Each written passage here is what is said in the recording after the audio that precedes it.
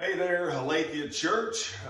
As you probably know, my name is Pastor Daniel, and I am here to do the sermon recap video that Josh Fetterman requires that I do every time that I preach for you at Aletheia Church. And so I told him, in honor of him this time, I was going to do a video from my bathroom with bedhead in my bathrobe.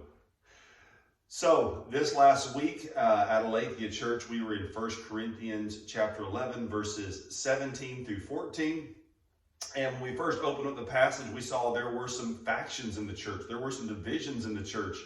And the thing that was causing this division was rich people were showing up with all their food at their gospel community group, essentially. And they were being gluttonous and eating way too much food and drinking so much wine that they were getting drunk. And to make things worse, they weren't sharing with the people who didn't have as much. And Paul said, I'm not going to commend you in this. Stop it. Don't do it anymore. And then he goes on to talk about communion. He talks about the Lord's Supper. He talks about this new covenant that Jesus has brought about with the breaking of his body and the shedding of his blood. And he says, this is something that we should remember. This is something that we should practice, and we should do it in a worthy manner.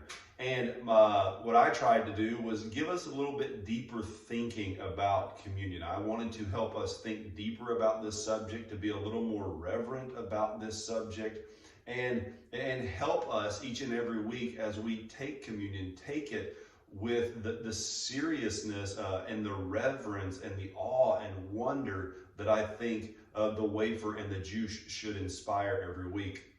So the first thing that we talked about was expiation, right? And the simple way we said that was the cleansing of sin. And when most of us go to communion or we think about the gospel message, we often think about our sins being cleansed, our sins being washed away, turning from scarlet to being white as snow. But that's not all there is to this idea of communion and why we come to communion and what has taken place that we can partake in this ancient feast that Jesus has instituted. We have to go one step further and think about propitiation, because propitiation is everything that expiation is, where our sins have been cleansed and washed away. But it also goes one step further and says it's the pacifying of God's wrath. And it's one of those things that we don't like to talk often about, God's wrath, and how serious it is. It makes God seem kind of mean and miserly in a sense.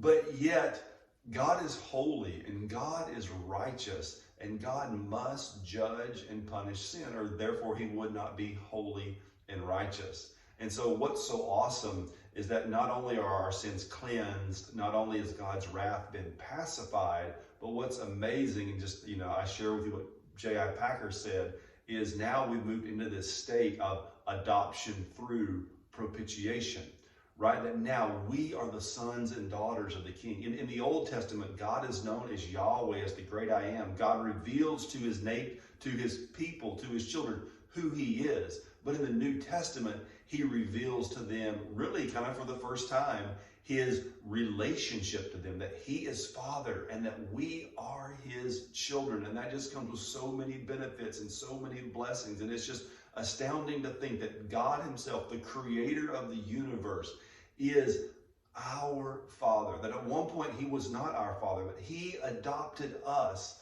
the unworthy sons and daughters, the unworthy people. We are now his children, and we can go to him boldly with confidence. We can boldly approach his throne. And so from that, we need to make sure that we don't take communion in an unworthy manner, right? That we make sure that we don't have any unconfessed sin in our life. That when we come and that we take communion every week as a church, we don't take it for granted. We don't take it lightly. We don't take it dismissively. But we actually take communion with awe and reverence on what God has done for us, that he would call us sons and daughters. I hope you have a great time discussing these questions, and I hope they bring you closer to Jesus.